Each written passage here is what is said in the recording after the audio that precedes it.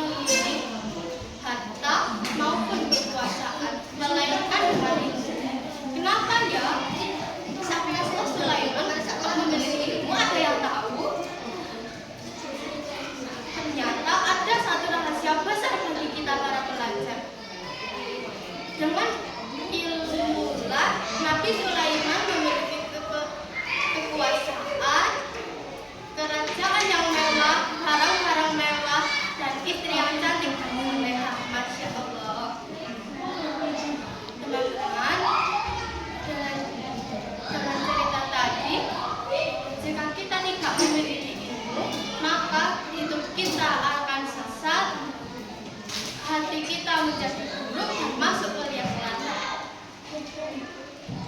Terima kasih, itu saja berarti rambutan. Pulangnya hampir ke pelabuhan. Nabi jadi panutan, pasti kita akan mendapat bahagia. Sholat 5 waktu sebelumnya dijadikan 50 waktu. Setelah ditemui Rasulullah ke Allah Subhanahu wa Ta'ala, diturunkan menjadi 5 waktu. Sholat 5 waktu itu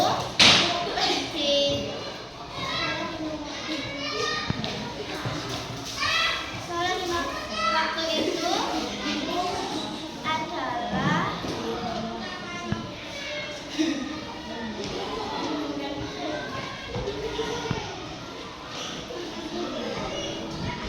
Mi'raj adalah sebuah perjalanan dari bumi menuju langit yang tinggi. Tahukah kalian arti dari Isra dan Mi'raj? Isra adalah perjalanan Nabi dari Masjidil Haram menuju Masjidil Aqsa, dan Mi'raj yaitu perjalanan Nabi dari bumi ke Sidratul Muntaha.